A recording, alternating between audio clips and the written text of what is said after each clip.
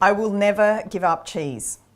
Do you know how many times I said that? How many times have you said it, actually? Maybe it's the thing that separates you from being where you are now and being plant-based, because it sure as heck separated me for years. I was so unwilling to give up cheese because, let's be honest, it's a delicious, delicious thing, and I would probably still be eating traditional cheese if there weren't all these horrors attached to it. So once I understood that, then it was off the menu, but you really regret that decision at so many points, don't you? It's like, oh, off to a friend's place. I'll take the no.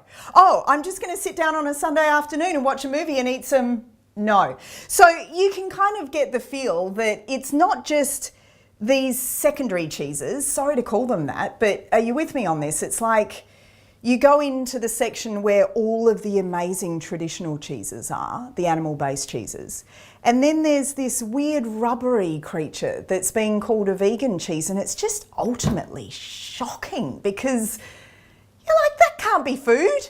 And then you try it because you just feel like, oh, well, at least we've got cheese, should be grateful, and then you regret that all over again. So I've decided, and I really want to know how you feel about this, I've decided to just go with the concept that you can still have incredible, handmade, artisan, really stinky, super ripe, gutsy cheeses that just happen to be plant-based. What do you reckon? Are you keen? Keen for cheese? Let me run you through what I've been working on.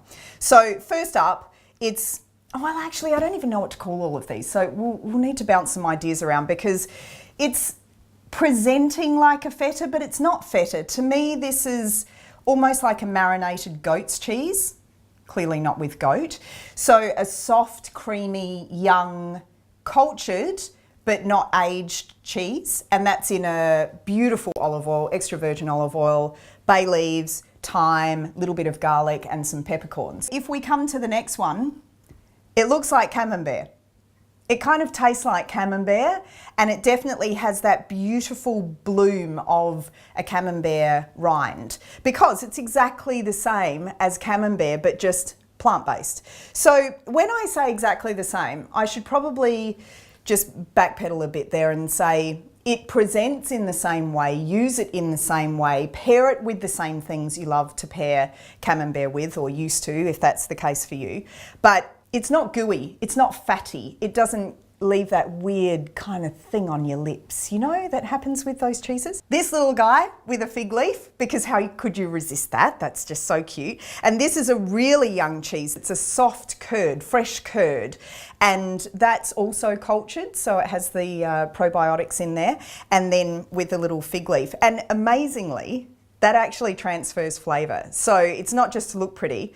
You know, in the same way that if you make dolmades, you've got that amazing flavour of the vine leaf and you think maybe it's not going to impart much, but it's the subtle nuance that really changes things. And wow, that makes a huge difference in cheese making. The other one that I have here is an ashed white bloom. So it has the soft cheese on the inside and it's been aged, and then there's a line of ash through it. This is a really traditional French cheese and I cannot for the life of me remember the name. It's something like that. And it has that line of ash through it and then all the way around, but the bloom grows through the ash. It's a remarkable process to bear witness to.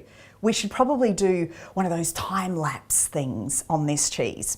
Okay, so that's kind of the younger and non-aged cheeses, but the aged cheese that I've been working on is a blue. Dun, dun, dun, because how often do you just lament the fact that blue is no longer in your life? I mean, you put blue with figs, you put blue on pizza, you crumble it into a salad. I mean, it's that flavour that can't be replaced by anything else except a plant-based version of itself. And this is seriously blue cheese. So those same flavours that you'll know from eating traditional based blue cheese, they're here. You know, the rind cuts through in the same way.